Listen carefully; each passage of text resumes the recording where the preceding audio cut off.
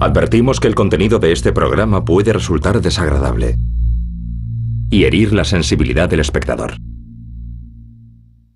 Your only chance to evacuate is to leave with us.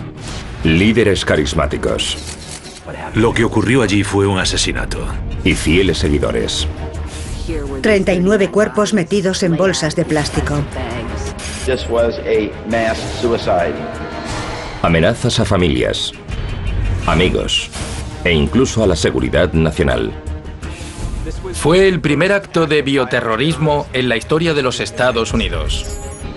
Se calcula que en los Estados Unidos existen unas 5.000 sectas religiosas, políticas o satánicas. ¿Deberíamos temerlas? Si existe un gran secreto sobre las sectas y los Estados Unidos, es que son terreno abonado para ellas. ¿O ya es demasiado tarde? Decidieron pasar a la acción y resultó ser una decisión terrible por la cual murió gente. Hay quien cree en la existencia de un libro. Un libro que contiene los secretos mejor guardados de los Estados Unidos de América. Un libro cuya existencia solo conocen unos pocos elegidos. Pero si tal libro existe, ¿qué contiene? ¿Historias secretas? ¿Objetivos secretos? ¿Asesinatos secretos? ¿Existe realmente el libro de los secretos? El libro de los secretos. Sectas mortales. Atracción fatal. We came and incarnated into these human bodies, and now we're leaving these human bodies behind. Desgraciadamente, sus nombres han pasado a formar parte de la historia estadounidense. La Puerta del Cielo, los Davidianos, el Templo del Pueblo. Pero solo son la punta de un enorme iceberg. Según las estadísticas oficiales, se calcula que actualmente existen 5.000 sectas en los Estados Unidos. Y cada año, unos 200.000 estadounidenses participan en ellas en secreto, la mayor parte voluntariamente.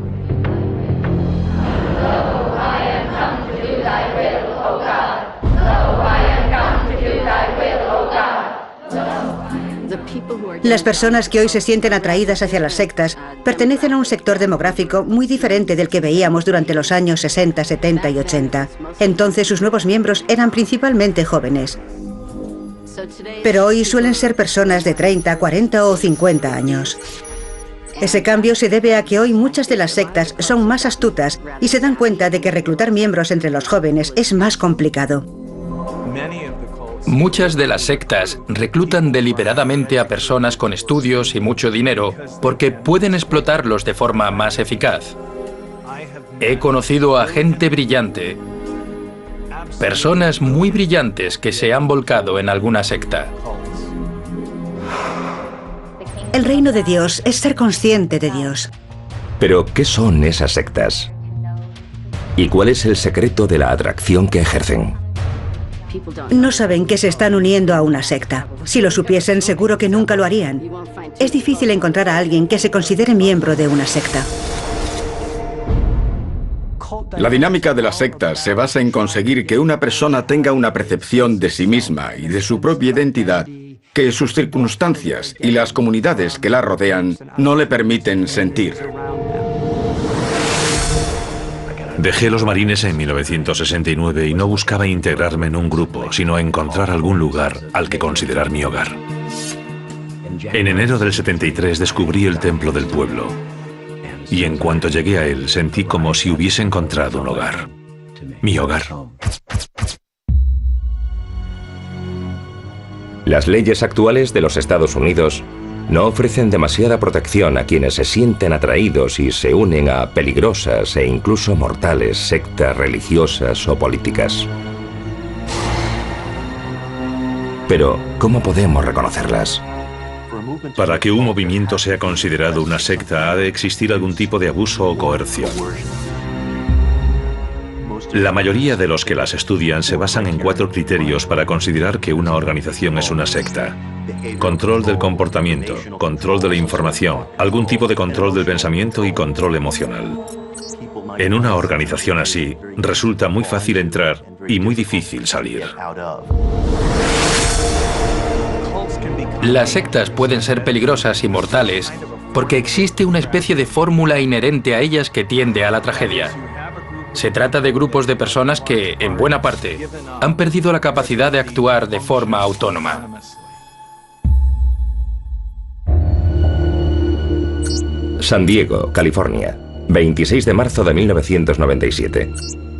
En una zona residencial, la policía hace un descubrimiento escalofriante en una gran casa ocupada por miembros de una secta llamada La Puerta del Cielo. En ella encuentran 39 cadáveres. Más tarde descubrirían que la causa de su muerte fue la ingestión voluntaria de un cóctel mortal de somníferos, vodka y compota de manzana. All indications are that this was a mass suicide. Encontraron 39 cadáveres tumbados con bolsas de plástico. Todos estaban boca arriba, cubiertos con unos sudarios de color púrpura. Todos iban vestidos igual, llevaban zapatillas de deporte nuevas de la misma marca. Fue su último acto de devoción hacia un líder tan carismático como perverso llamado Marshall Applewhite. We don't care to cling to the life of this body. We're ready to leave this place. Applewhite creía que durante la noche del suicidio, un ovni sobrevolaría la Tierra en la estela del cometa Hale-Bopp. Sus seguidores fueron aleccionados para suicidarse creyendo que sus almas serían transportadas a bordo del platillo volante hacia el espacio exterior. People would just know that we're not forced into this in any way. It's, you know, our own choosing to do it, and I'm really happy that I made this choice. El líder dice, todo ha terminado, es el final, esta es vuestra última oportunidad.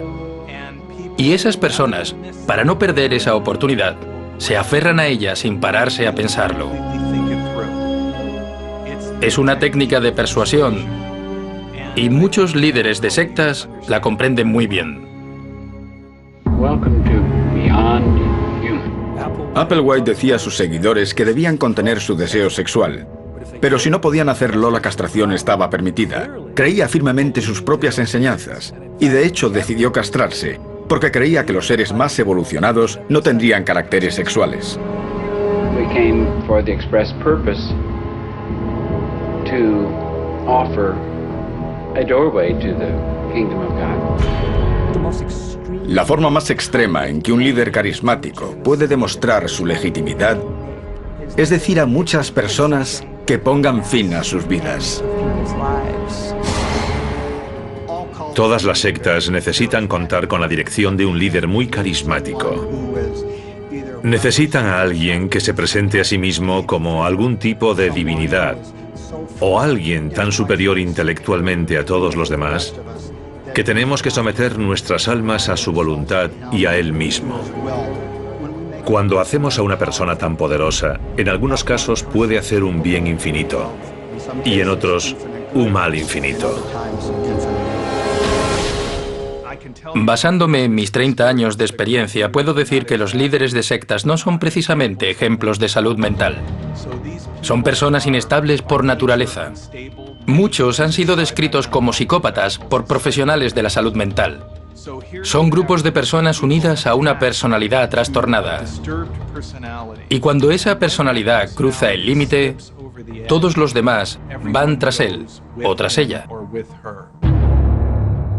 Pero no todos los líderes de sectas y sus organizaciones se guían por metas espirituales, sociales o, como en el caso de Marshall Applewhite, extraterrestres. Muchos buscan beneficios económicos. Las sectas registradas como religiones pueden generar en total más de 70.000 millones de dólares al año. y sin pagar impuestos. En los Estados Unidos rellenas unos papeles, dices que tienes algunos seguidores y ya eres una religión. No hay que pagar impuestos. Es uno de los beneficios de convertirse en una religión. Lo más preocupante de ciertas sectas es que su funcionamiento financiero es muy sofisticado y puede ser utilizado para explotar a sus miembros. Pero ¿puede la exención de impuestos de una secta hacer saltar las alarmas de los organismos de control del gobierno? ¿O en realidad las autoridades deciden no prestar atención a sus metas secretas y tal vez siniestras?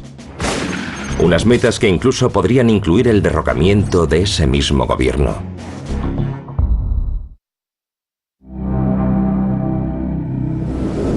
Johnstown,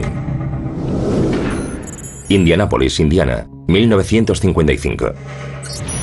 Jim Jones decía ser sanador y predicador, y ser capaz de leer la mente, y fundó su propia iglesia, el Templo del Pueblo. Jim Jones era un ministro de los discípulos de Cristo, una confesión aceptada y respetada dentro del protestantismo. Así que al principio, tanto Jim Jones como su iglesia parecían perfectamente aceptables. Su mensaje era el socialismo apostólico, es decir, alimentar al hambriento, vestir al desnudo y asistir a los enfermos y a los necesitados.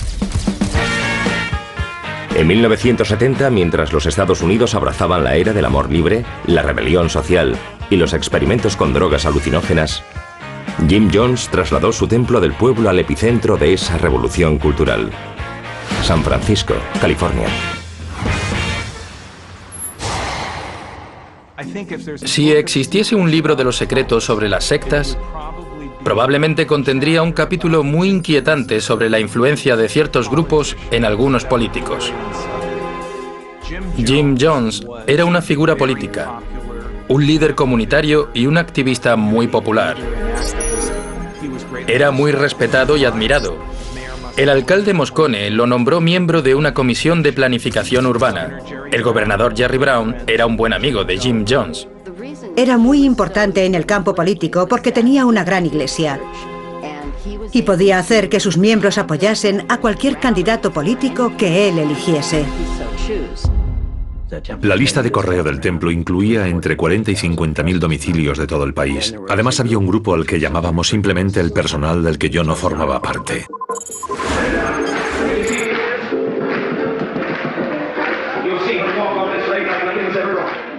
Lo que diferenciaba al personal de los demás era que ellos sabían que las curaciones eran falsas.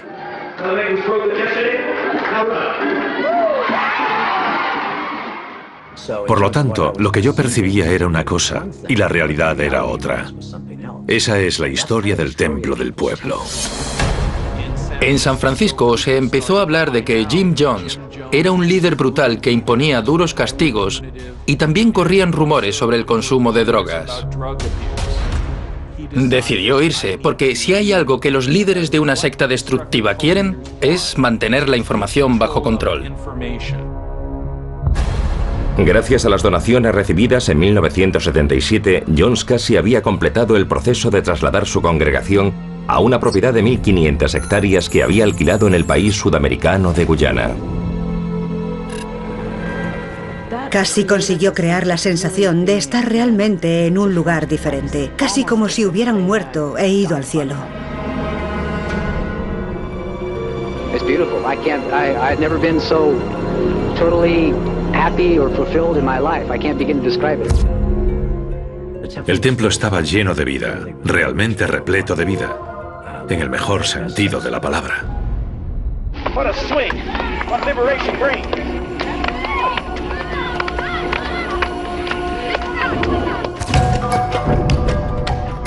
En Guyana, Jim Jones creía haber construido una utopía socialista, lejos de las miradas indiscretas de las autoridades federales, que sospechaban desde hacía tiempo que Jones extorsionaba a sus seguidores para conseguir dinero y finalmente los esclavizaba.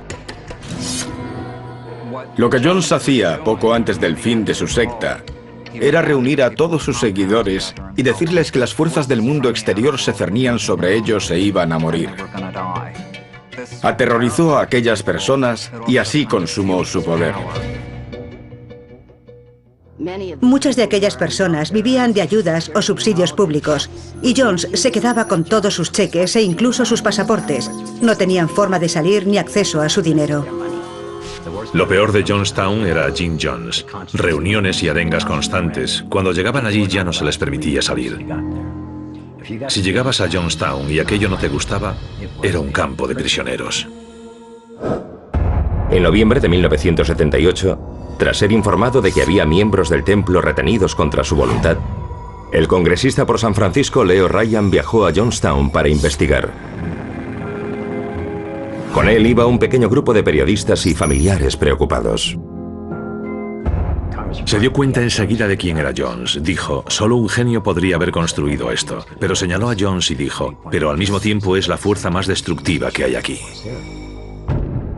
Después de recorrer las instalaciones del Templo del Pueblo, el congresista Ryan consiguió que algunos de los que querían abandonar la secta pudiesen regresar con él a San Francisco.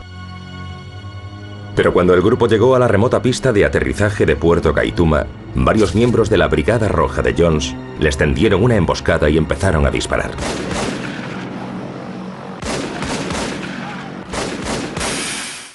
Asesinaron a 5 personas, entre ellas el congresista Ryan, y 9 más resultaron heridas.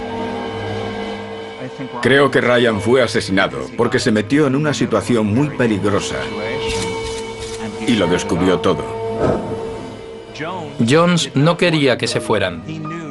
Sabía que tenían información sobre los guardias armados, la cárcel que había puesto en marcha y de cómo maltrataba a aquellas personas.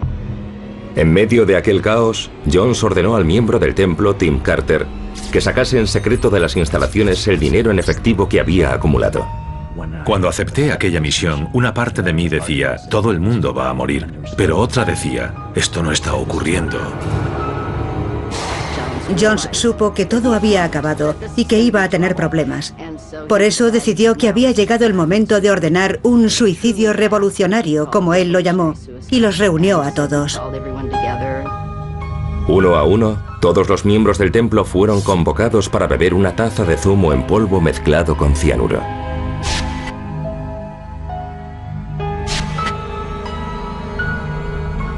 Muchas de las víctimas eran niños pequeños. ¿Pero se trató de un suicidio en masa? ¿O existe otra explicación más secreta? Lo que ocurrió allí fue un asesinato, no fue un suicidio en masa.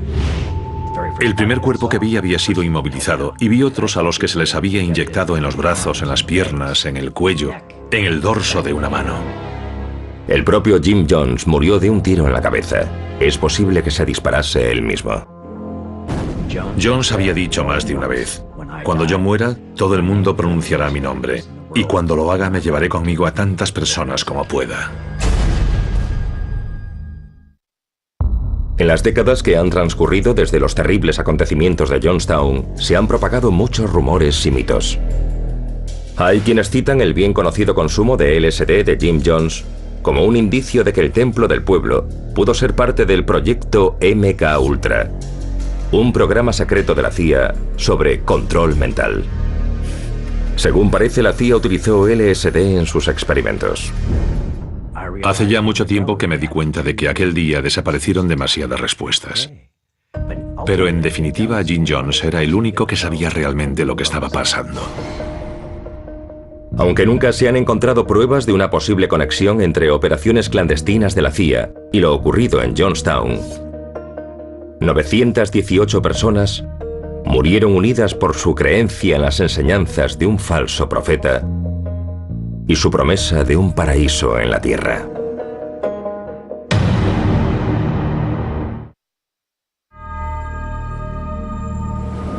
Otros guías. El orgullo nacional, las ideologías políticas, la devoción religiosa, incluso el fanatismo deportivo y la obsesión por los famosos hacen que en los Estados Unidos del siglo XXI la delgada línea que separa la cultura popular y las sectas mortales y secretas en ocasiones pueda resultar borrosa. La Constitución y la Carta de Derechos de los Estados Unidos protegen la libertad de expresión y religión de los ciudadanos y su derecho a reunirse con quien elijan. Pero, ¿qué ocurre si sus creencias o preferencias no coinciden con las de la mayoría? ¿Por qué algunos ciudadanos normales en todos los demás aspectos se sienten atraídos hacia sectas secretas y en ocasiones mortales? Todos pasamos por momentos difíciles en nuestras vidas. Y cuando buscamos alivio para ese sufrimiento y respuestas a nuestros problemas, somos más receptivos y vulnerables a alguien que nos pueda dar todas esas respuestas. Ese es el atractivo de muchas sectas destructivas.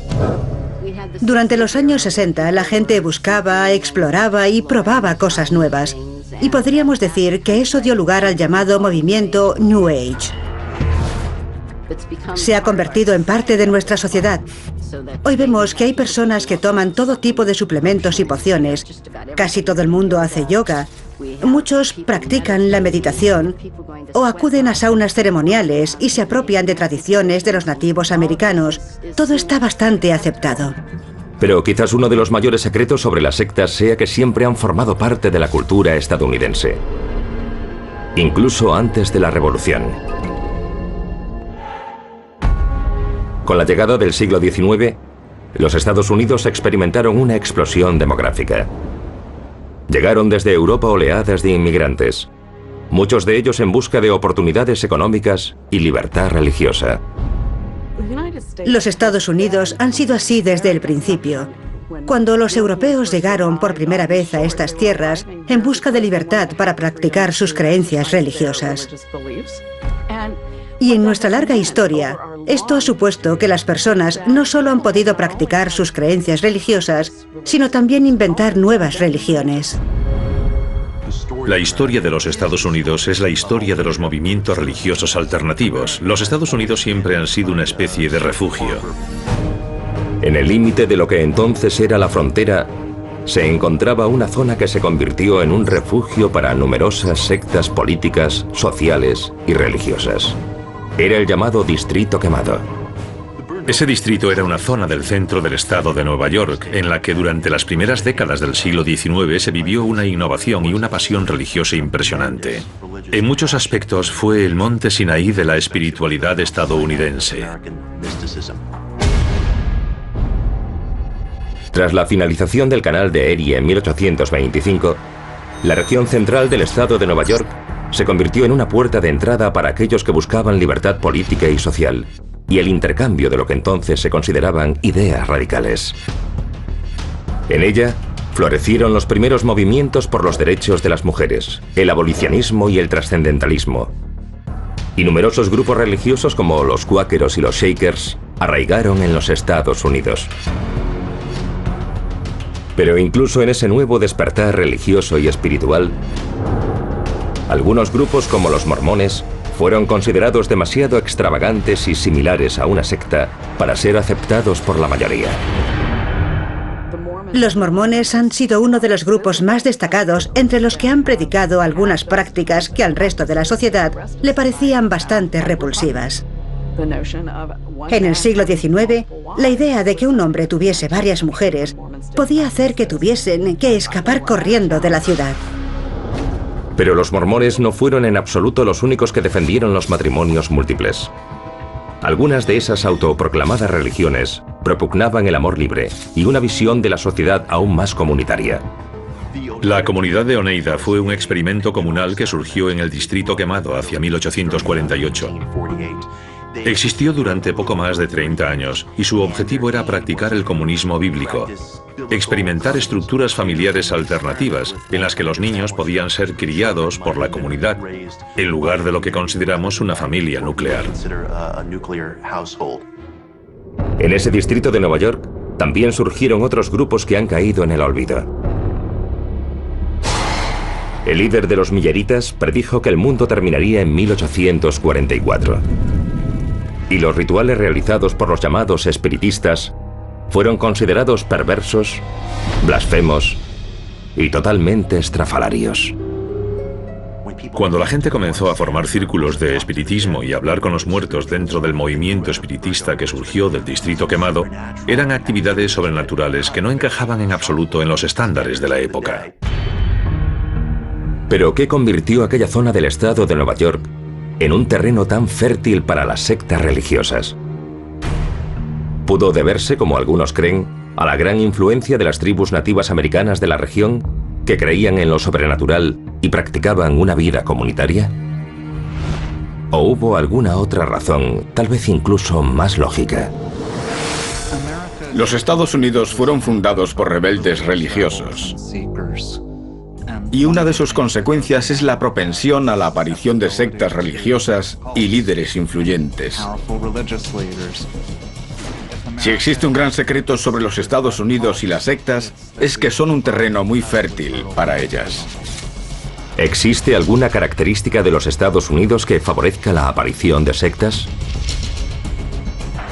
¿Podrían ser las tan apreciadas libertades estadounidenses?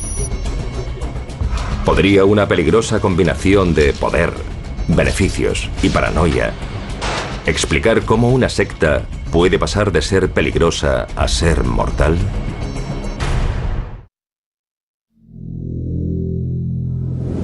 Más leña al fuego. Durante los últimos 30 años, las sectas han crecido a un ritmo alarmante en los Estados Unidos. Y el dinero propulsa ese crecimiento. Un dinero que permite a sus líderes comprar propiedades, a menudo con la intención de aislar a su grupo de la sociedad. Si todos los miembros de un grupo viven en una misma propiedad, a la que suelen llamar instalaciones, al líder de la secta le resulta más fácil controlarlos a todos.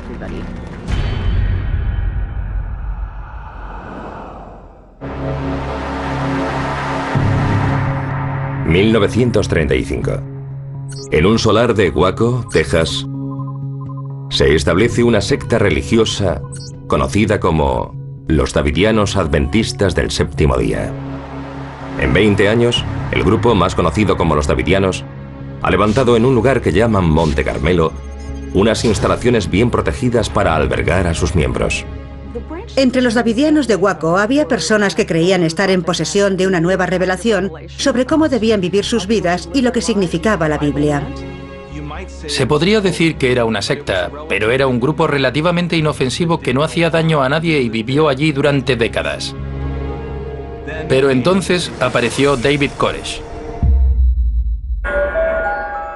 David Koresh había nacido en Houston en 1959. Trabajaba esporádicamente como músico y además afirmaba ser un profeta.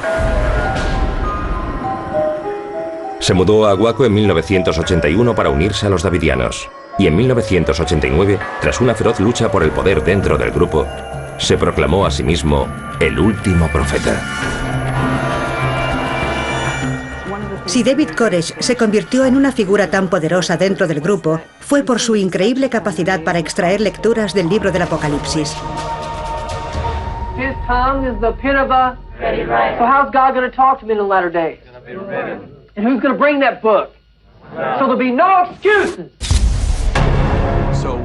Era un grupo de personas viviendo en una burbuja totalmente controlada por un psicópata. Les hizo creer, algunos dirían que lavándoles el cerebro, que era el Mesías. La policía ignoró en gran medida al grupo recluido en Monte Carmelo, hasta que la Oficina Federal de Alcohol, Tabaco y Armas de Fuego descubrió que la secta había acumulado un gran arsenal de armamento militar. Vigilaron a los davidianos durante unos 9 meses. Comenzaron comprobando los registros informáticos para ver qué componentes de armas podían haber encargado. El gobierno federal se fijó en los davidianos porque vendían armas en ferias de armamento y no pagaban impuestos por ello. 28 de febrero de 1993. 76 agentes de la agencia rodean la sede de los Davidianos en Texas, con la intención de registrar sus instalaciones en busca de armamento ilegal. De pronto, suenan disparos procedentes del interior.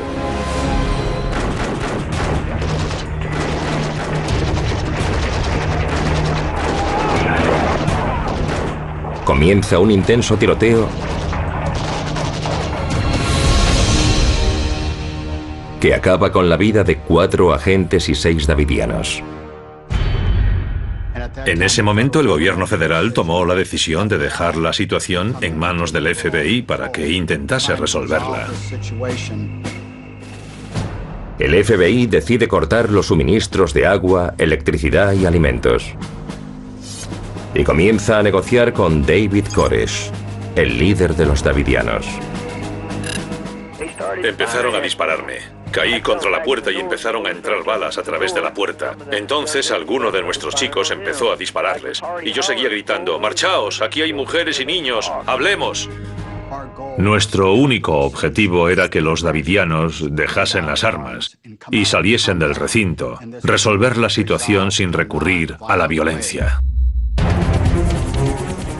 El 19 de abril, tras 51 días sin lograr solucionar el conflicto y por orden de Janet Reno, la fiscal general de los Estados Unidos, a las 6 de la mañana llegan a la sede de los davidianos helicópteros, tanques y vehículos blindados. Decidieron pasar a la acción y resultó ser una decisión terrible por la cual murió gente. Desde Monte Carmelo dispararon contra los tanques enviados por el FBI aproximadamente 2 minutos después de su llegada. Así que el FBI empezó inmediatamente a disparar gas lacrimógeno contra el edificio. 7:30 de la mañana. Un vehículo blindado se abre paso a través de la pared frontal del edificio principal. El FBI y el gobierno federal pensaron que ya habíamos intentado todo lo que podíamos hacer y que la mejor solución era introducir una gran cantidad de gas en el interior del recinto para obligar a salir a los davidianos. David Koresh llegó a una conclusión. Si salgo de aquí, iré a la cárcel. Dejaré de ser el rey. Dejaré de gobernar a mi grupo y a mi gente. Y seré un prisionero más en un bloque de celdas. Y decidió que prefería morir. Aquello iba a ser el fin de David Koresh y pensaba llevarse a todos sus seguidores con él. 12:07 del mediodía. El edificio principal se incendia en 3 puntos diferentes. Los fuertes vientos propagan rápidamente las llamas por el edificio. En cuestión de minutos, parte del techo se derrumba y a continuación se producen varias explosiones. Si existiese un libro sobre los secretos de Waco, sabríamos si David Koresh ordenó a sus seguidores que prendiesen fuego al edificio. O si se incendió porque el FBI había lanzado gas lacrimógeno al interior. The FBI did not set that fire. That fire was set by David Koresh and the people in that building. I let the facts speak for themselves, and I'm going to continue to pursue the truth. El incendio arrasó la sede de los davidianos en 30 minutos. Y David Koresh y 75 de sus seguidores, muchos de ellos niños, murieron entre las llamas. La tragedia pareció confirmar la paranoia que había alimentado buena parte de la ideología antigubernamental de los davidianos. Una ideología que, a raíz de lo sucedido, crecería y se expandiría como una enfermedad, y en el futuro tendría relación con otra tragedia estadounidense: el atentado de Oklahoma. Muchos de los nuevos grupos religiosos consideran a todas las autoridades existentes en la sociedad enemigos potenciales. Temen que algún aspecto de la forma en que quieren vivir resulte tan ofensivo a los demás que envíen a los federales.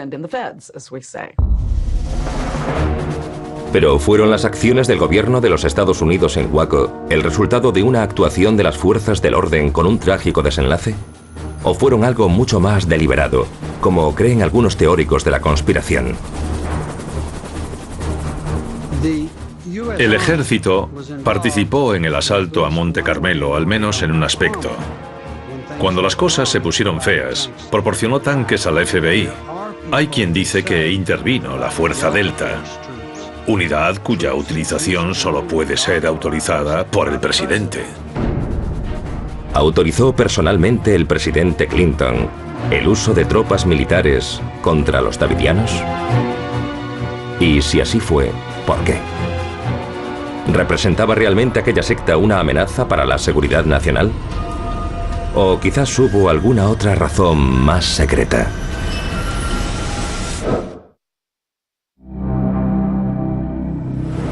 Sectas apocalípticas. Facebook, Craigslist, Twitter, Google. En los Estados Unidos y en todo el mundo, las personas pueden conectarse entre sí como nunca antes. Los compradores pueden encontrar artículos que comprar. Los solteros pueden encontrar citas. Y las sectas pueden encontrar nuevos y devotos miembros. Como un moderno canal de Erie, Internet ofrece a personas con creencias singulares un modo de conectar con otros a los que unirse y más tarde reunirse con ellos. Y todo es perfectamente legal y anónimo. En el siglo XXI, las sectas no solo se basan en creencias religiosas, sino cada vez más en cambios políticos y sociales.